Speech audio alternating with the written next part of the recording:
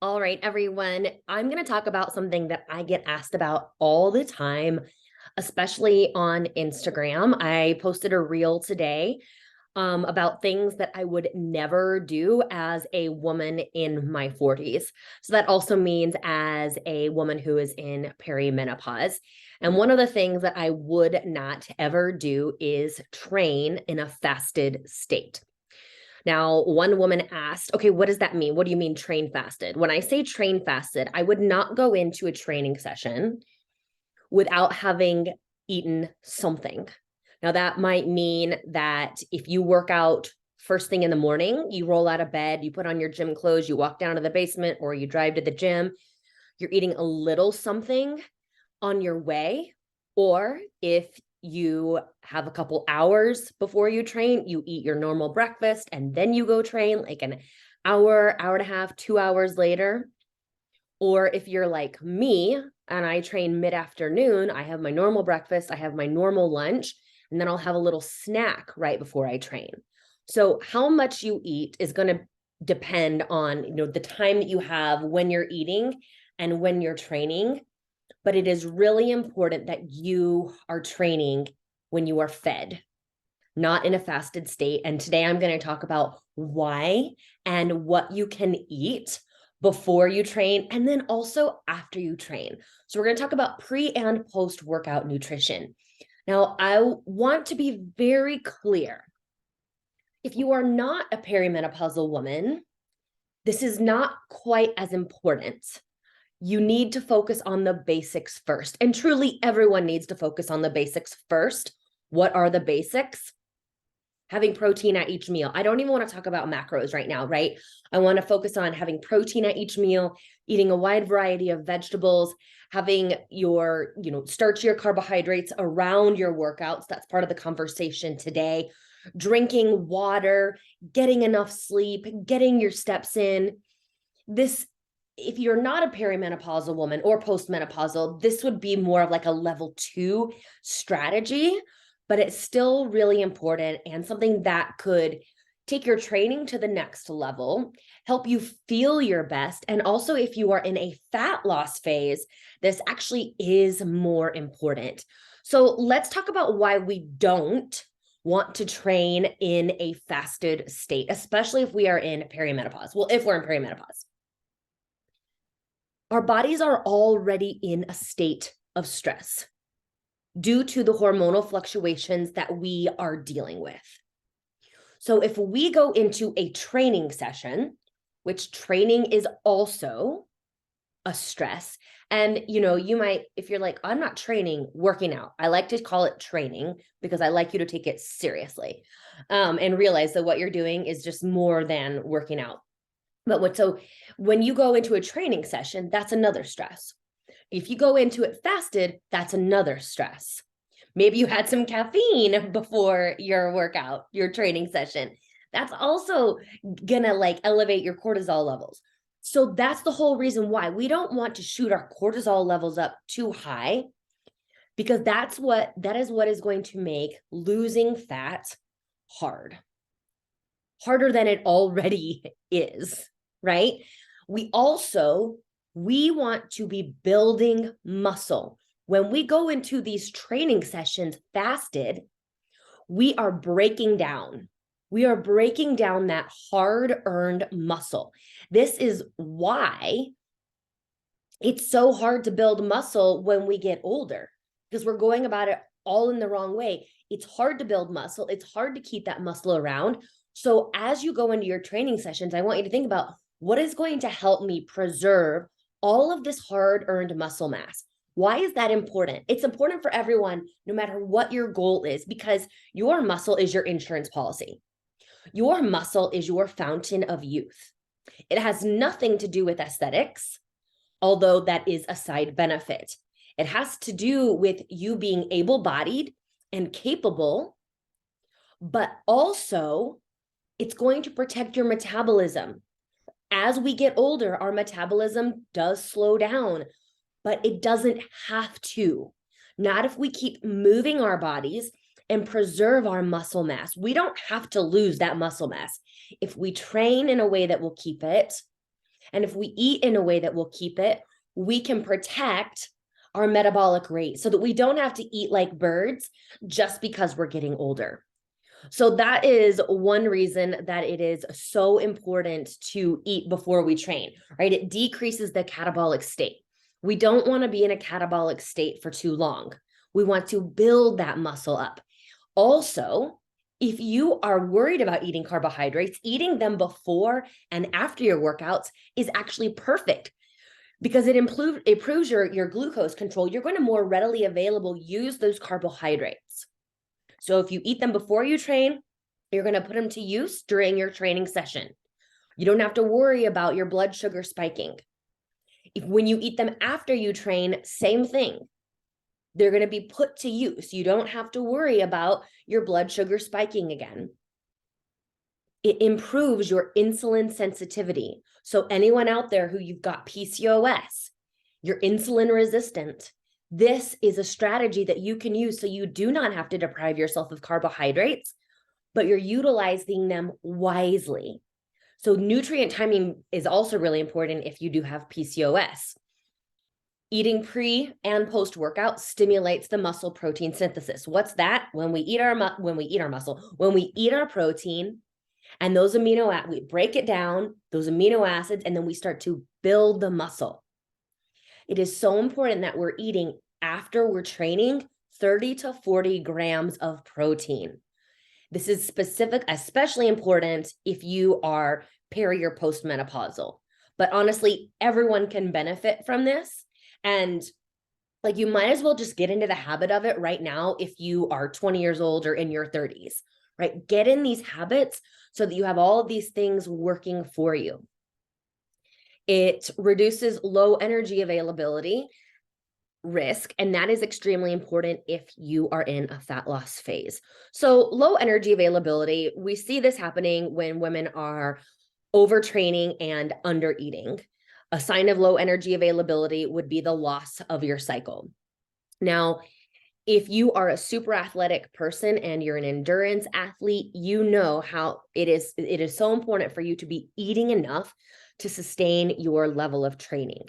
So you really want to time your nutrition before your training sessions and then after to, again, reduce the risk of low energy availability. And then also it supports the gut microbiome. It influences the diversity in the gut, and we want that diversity of bacteria in the gut. That's what keeps it healthy. And it's really important to be eating a wide variety of vegetables here, like all of the colors. And I would be lying if I said I was the best person at this. I am not the best person at this. I am a work in progress, just like you, but it's something that is becoming even more and more important to me as I get older, because gut health is so important, especially as we enter perimenopause and postmenopause. So what do we eat? This is always the question. And what you eat will be determined by how much time you have in between when you eat and when you train. So if you have 1 to 2 hours before you train, like you eat breakfast at 9 o'clock and you are training at 10 or 11, eat a full balanced meal with protein, carbohydrates, small amount of fat, and minimal fiber. Why the small amount of fat and minimal fiber? Because we don't want to slow the digestion of this meal that we're eating. So we want to be able to digest this food rather quickly, so those carbohydrates are readily available. So we don't want too much fat, because fat's going to slow down our digestion. That's why fat is satiating. It keeps us full long, kind of like protein. But when we got protein and fat together, you're going to be full for a long time. So just be mindful of the fat. We're not hating on fat. Just utilize it, at certain times. If you have less than 1 hour before you train, protein and carb combo. So think about something like cottage cheese and fruit or chicken and rice. I know these sound bland. I'm just giving you ideas, but just think simple: protein, carbohydrates. If you, again, are like an early bird person, you roll out of bed, you go do your training session, think anything that's going to give you about 25 grams of carbohydrate. I always recommend just like half a banana, half of an apple. I think if you eat a plain rice cake, you could even fit 2 rice cakes in. You could even, if you don't want to eat anything, just a small serving of juice, you could even dilute it with some water. And if that's still too much, take Gatorade with you while you train.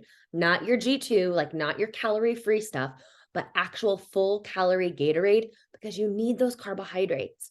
Now, because this is not my first rodeo, I know a lot of y'all are on thyroid medication and you need to have, 30, 60 minutes before you can eat. You have to take your thyroid medication and then wait however long before you can eat. If that is you, take your thyroid medication as soon as you wake up. And then if you are training immediately, have something with you, whether you're down in your basement or, at the gym, that as soon as that time limit is up, you eat it. You will see people at the gym eating like gummy bears, right? Because they know they need those quick carbs. You are no different than those people. So we call an intra-workout snack.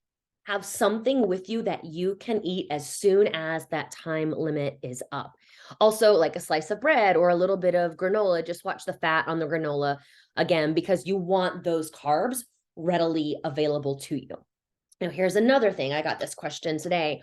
Well, what if I feel better when I train fasted? To which I say, if you think you feel good training fasted, just wait. Just wait till you have some fuel in the tank.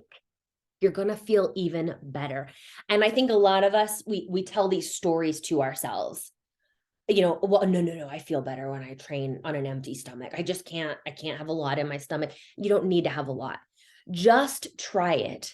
After years and years of working with women, and this has only been a major focus of mine really in the last year, like clockwork. I'll get someone who's come from a fasting program. I have to kind of convince them to train in a fed state. They always say, oh my gosh, I feel so much better.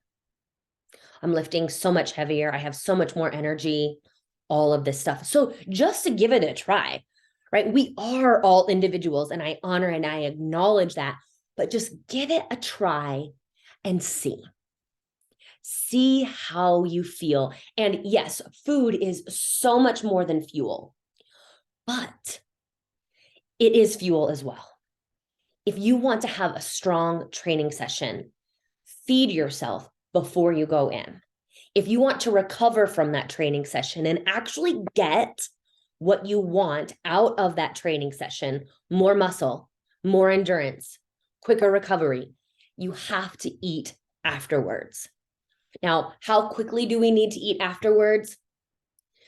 We'll try within an hour to eat that 30 to 40 grams of protein. Again, I would love to see you eat a well-balanced meal again. If you don't have that time, let's say you work out at the gym, then you take a shower and you go to work and you have a meeting and you can't eat that 30 to 40 grams of protein, that balanced meal until, I don't know, after your first meeting. Have a snack, a small protein snack after you train, just so you aren't running on fumes. Because again, we don't want to be in that constant state of breakdown with our muscles. Can you imagine working out 4 times a week, lifting weights, and it all be for naught? Like you're not ever making progress. And this is what happens.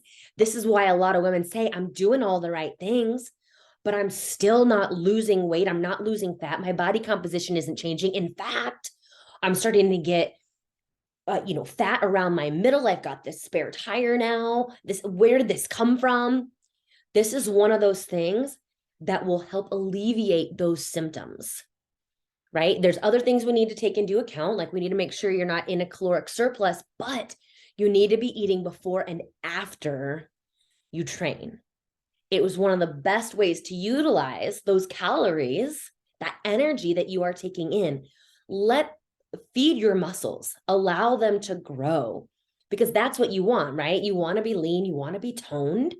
Well, if you are constantly breaking down that muscle in your training sessions and then you're not feeding that muscle, it's not going to grow. It's just going to stay broken down. So again, you don't want all of your hard work to be for nothing. And if we're not eating after we train, that's one of the things that will happen. So yes, the protein dosing is really important. It brings the body out of the catabolic state and allows you to grow muscle post-workout meals and snacks. So these are going to be kind of boring, but use your imagination and build off these guidelines. A simple chicken and rice or potato and veggie of choice. I know that sounds like a total bro meal. There are some things that the bros have figured out. A turkey sandwich. So maybe you train mid-morning and you have lunch, you could have a turkey sandwich. 60 ounces of Greek yogurt with some berries and some nuts, some flaxseed, and a piece of sprouted grain toast and avocado. So notice we've got protein, we've got carbohydrates, and we've got fat, a balanced meal. Think about a Buddha bowl with lots of greens, quinoa, lean protein of choice, a hard-boiled egg, and other veggies. So that's a little bit more adventurous. Overnight oats with berries, bananas, nuts, chia, and flaxseed, and of course, yogurt for the protein. Don't skimp on the protein. You could make a green goddess smoothie with an avocado, some Greek yogurt, some protein powder, apple, kale, and a date and spirulina. You could have a grilled chicken salad. Your dressing would be the fat, chicken is the protein, and then the vegetables are the carbohydrates. A veggie and turkey pita, whole grain toast with avocado and eggs, salmon and brown rice, and a vegetable of choice. Now, those are nice full meals. If you are on the go, like that scenario where you work out in the morning, you shower at the gym, you go to the gym, you don't have time to eat your breakfast until after your first meeting, let's say, Greek yogurt and fruit, oranges and almonds, a protein shake and a banana, tuna and whole wheat crackers. Probably wouldn't do that first thing in the morning. And then Greek yogurt with granola. So these aren't complicated. And just try it.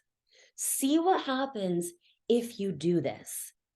I promise you will feel so much better, and you will actually reap the rewards, the benefits of all of your training. Again, it's not complicated, but we definitely want to be eating. We definitely want to be eating a little bit of something before we train, and then a little bit of something, actually a full meal after we train. 30 to 40 grams of protein post-workout. That is the best for that muscle protein synthesis that I mentioned. And all that means is building muscle. Okay, that's a fancy way to say building muscle. And I just want to reiterate that for those of you who are in your 40s, you are perimenopausal, this is extremely important. If you are not in perimenopause or you are a male, this is again more of a level 2 strategy. So focus on the basics first. Like I wouldn't necessarily be worrying about this if you're sedentary all day long. I wouldn't necessarily be worrying about this if you're only getting 4 hours of sleep each night. But this is another tool that you have in your toolbox, this nutrient timing that's just going to take you to the next level. So you guys can always reach out to me on the podcast and ask questions, or shoot me a DM on Instagram. I've got links in the show notes to everything. And then let me know what else you want me to talk about on Far From Perfect. Until next time, bye-bye.